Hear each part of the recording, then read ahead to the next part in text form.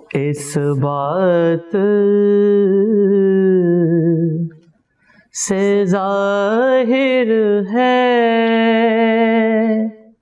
رتبہ علی اکبر کا۔ اعوذ باللہ من الشیطان الرجیم، بسم اللہ الرحمن الرحیم۔ ناظرین کرام، قائم ٹی وی کینیڈا کی ماہ شعبان نشریات مسلسل جاری ہے اور ایک کے بعد ایک نور کی آمد اس ماہ میں ہو رہی ہے، اور الحمدللہ یہ ہماری خوش نصیبی ہے کہ قائم ٹی وی کینیڈا نے ہمیں وہ پلیٹ فارم مہیا کیا جہاں پر ہم آج جس ہستی پر ذکر کرنے کے لیے بیٹھے ہیں وہ ہیں حضرت شہزادہ علی اکبر علیہ السلام، جو کہ مولا حسین علیہ السلام میں آج ان کے آنگن میں یہ نور اترا۔ آج ہم نے پہلے کی طرح آج بھی ہم نے علامہ صابر حسن صاحب کو دعوت سخن دیا ہے اپنے اس پروگرام میں، اور آئیے ہم ان سے جانتے ہیں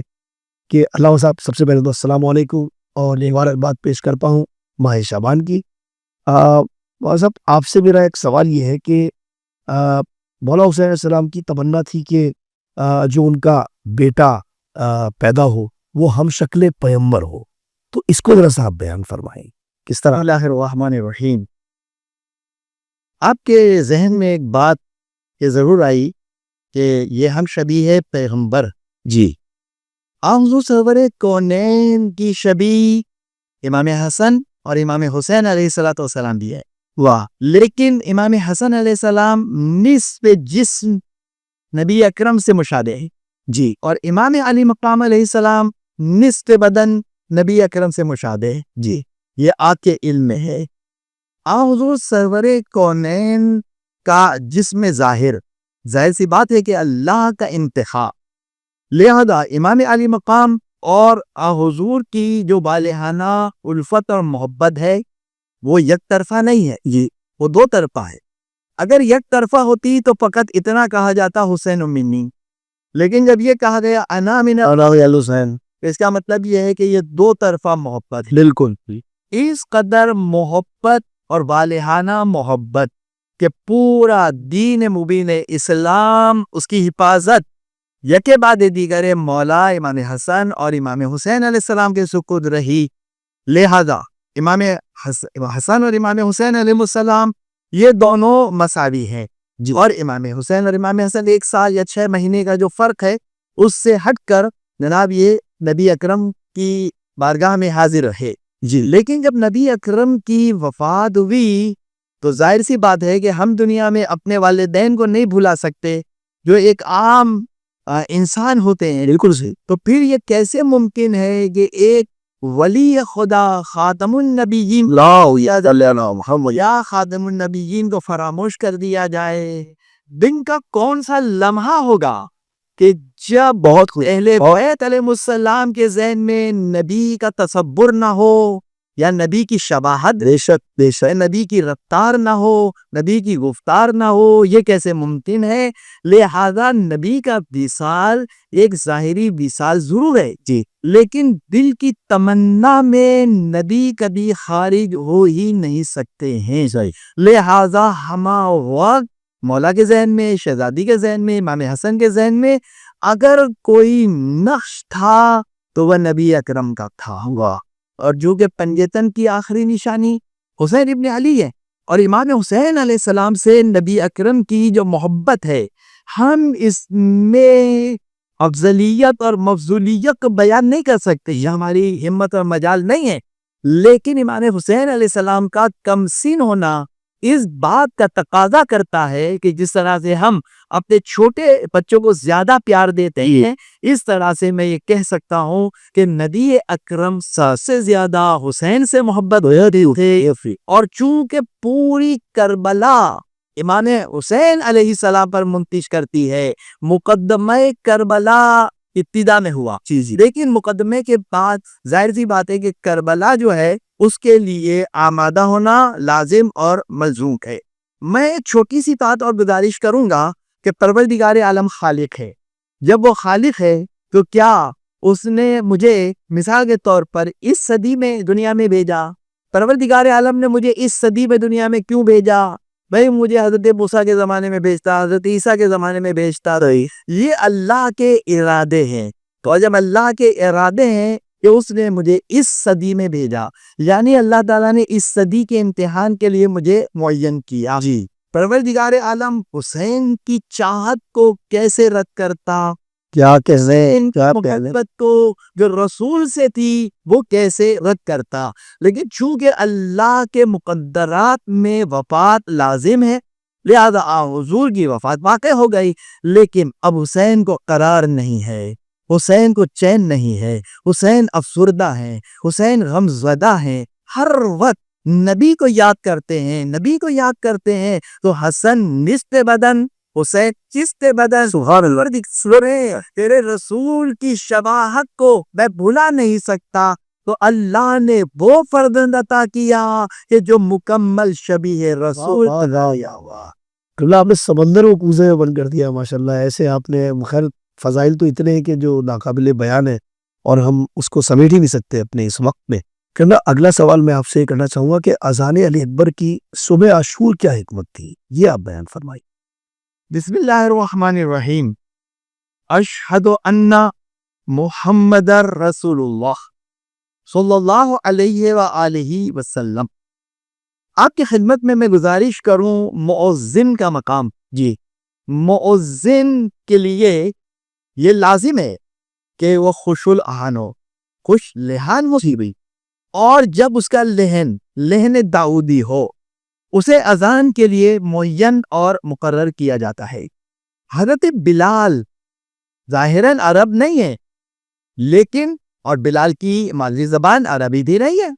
اور لوگوں نے پھر وہی جملہ، میں اعتراض لفظ نہیں کہتا صحابہ کرام جماعے میں کہتا ہوں صحابہ کرام نے سوال کیا، اللہ کے رسول یہ بلال ان کی زبان سے شین ادا نہیں ہو پاتا، سین کہتے ہیں شین کی جگہ. رسول اللہ صلی اللہ علیہ وسلم نے اس کے باوجود حضرت بلال کو مؤذن کے عنوان سے معین اور قائم رکھا. سبحان اللہ. کہ مؤذن خوش الحان ہونا چاہیے. یہ حضرت بلال اور حضرت بلال کی پوری تاریخ اور حبشی ظاہر سی بات ہے، لیکن امام علی مقام علیہ السلام کے ذہن میں جنگ کی جو حکمتیں ہیں، جنگ مختلف پہلوؤں کے ساتھ لڑی جاتی ہے، جی اس کی کچھ حکمتیں ہوتی ہیں اور جنگ کی مختلف حکمتیں ہوتی ہیں. ہر وقت یہ جناب اسلحوں کی جنگ نہیں ہوتی ہے. ذہن اگر منقلب ہو جائے اور یہ حربی انداز اختیار کیا جائے، ذہن اگر انسان کا پلٹ جائے اور حربی انداز کو بدل دیا جائے، امام علی مقام کے پاس ظاہر سی بات ہے جو مشہور تعداد ہے 72، اس میں حبیب بھی ہیں، اس میں زہیر بھی ہیں، اس میں شہزادے جناب قاسم بھی ہیں، دونوں محمد بھی ہیں، لیکن ہم شبیہ پیغمبر کا انتہا کیا اذان فجر کے لیے بیٹا علی اکبر، میں حسین امام زمانہ، میں حسین امام وقت، عاشور کی صبح آپ سے اذان صبح روز عاشورہ اس لیے کہلوانا چاہ رہا ہوں کہ میری جنگ کا ایک انداز. سبحان اللہ سبحان اللہ سبحان. اذان علی اکبر کو جنگ کہیے، اذان علی اکبر کو حکمت کہیے، لہذا اذان علی اکبر جب علی اکبر بیچوں بیچ میدان کارزار میں آئے تو اللہ اکبر کی صدا، اشہد اللہ الہ الا اللہ کی صدا تک وہ مسلمان ہیں، اور مسلمان اللہ کو مانتا ہے، نمازیں بھی پڑھتے تھے وہ، لہذا وہ مسلمان نمازیں بھی پڑھتے تھے، تو اللہ ان کی یادوں میں داخل ہو جائے، لا ان کے ذہن میں آ جائے، لا الہ کا جو کلمہ یہ سبحان اللہ سبحان اللہ. ان کے ذہن میں لا الہ آ جائے. یہ حسین کی جنگ کی حکمت کا ایک انداز ہے کہ جسے اذان علی آ جاتا ہے. اب جناب اشہد ان محمد رسول اللہ زہیر بھی کہہ دیتے،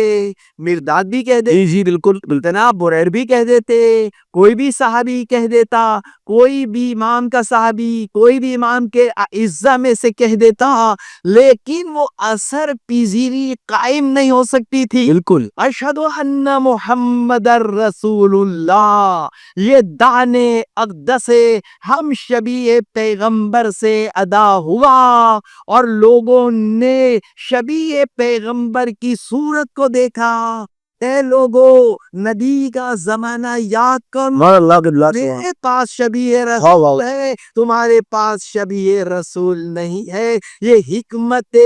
اذان علی اکبر ہے کہ جو جنگ کی ایک حکمت ہے۔ سبحان اللہ قبلہ سبحان اللہ، بہت خوبصورت انداز میں آپ نے بیان فرمایا، اور آپ کی اجازت سے میں شہزادہ علی اکبر پر دو چار اشعار آپ کے سماع ہدیہ کر دوں ناظرین کی کہ خدا کے نور کی تنویر ہے علی اکبر، خدا کے نور کی تنویر ہے علی اکبر، رسول پاک کی تصویر ہے علی اکبر، اور جناب ثانی زہرا کے دل کی ڈھارس ہے، اور خوبصورت شعر ہے قبلہ کہ عظیم رشتہ ہے اکبر سے